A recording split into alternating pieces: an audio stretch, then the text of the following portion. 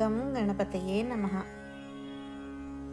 ఓం త్రయంబకం యజామహే సుగంధిం పుష్టివర్ధనం ఉర్వారుకమివ బంధనాన్ మృత్యోర్ముక్షీయమామృతాత్. ఓం నమః శివాయ. ఈ సృష్టి ప్రారంభంలో ఒక ఆసక్తికరమైన సంఘటన జరిగింది.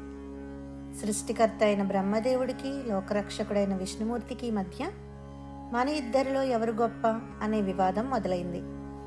ఈ పోటీ కాస్త పెరిగి వారి అహంకారం లోకాలను ఇబ్బంది పెట్టే యుద్ధానికి దారితీసింది. అప్పుడు వారి అహంకారాన్ని అణచి అసలైన జ్ఞానాన్ని ప్రసాదించడానికి పరమశివుడు ఒక అద్భుతమైన పద్ధతిని ఎంచుకున్నారు. వారిద్దరి మధ్య ఆది అంతం లేని ఒక భారీ అగ్నిస్తంభంలా శివుడు ప్రత్యక్షమయ్యాడు. ఆ స్తంభం ఎంత పెద్దదంటే అది ఎక్కడ మొదలైందో ఎక్కడ ముగిసిందో ఎవ్వరికీ అర్థం కాలేదు.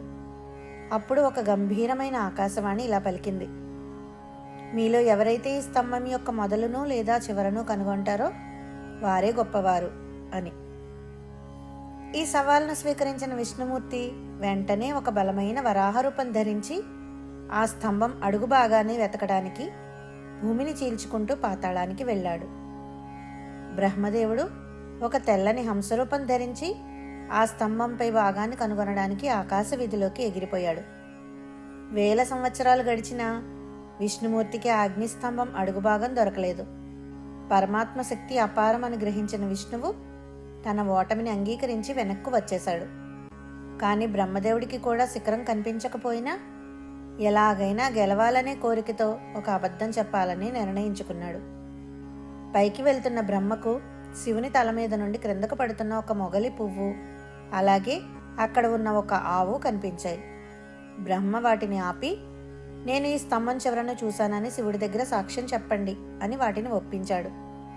శివుని ముందుకు వచ్చిన బ్రహ్మ తాను శిఖరాన్ని చూశానని గర్వంగా చెప్పాడు. మొగలి పువ్వు అవును అని అబద్ధం చెప్పింది.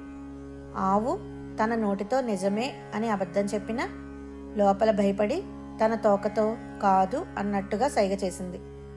అంతా గమనిస్తున్న పరమశివుడు ఒక్కసారిగా ఆ అగ్నిస్తంభం నుండి తన నిజరూపంతో ప్రత్యక్షమయ్యాడు.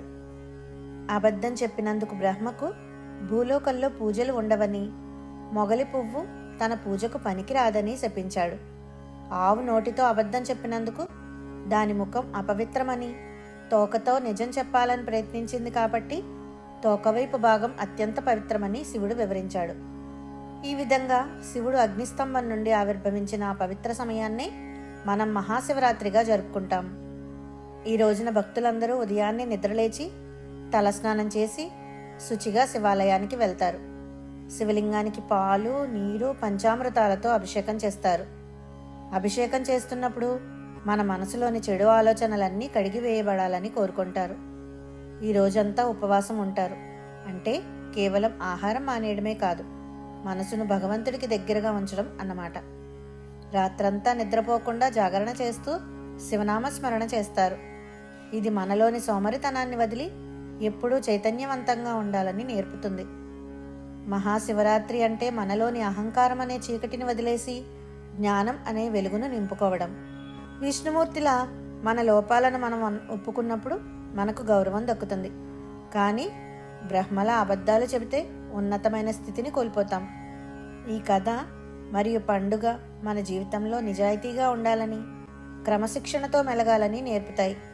ప్రతి ఏటా వచ్చే ఈ పవిత్ర పర్వదినం మనకు సత్యాన్నే పలకాలనే ధైర్యాన్ని, ప్రశాంతమైన జీవితాన్ని ప్రసాదిస్తుంది. ఓం నమః శివాయ.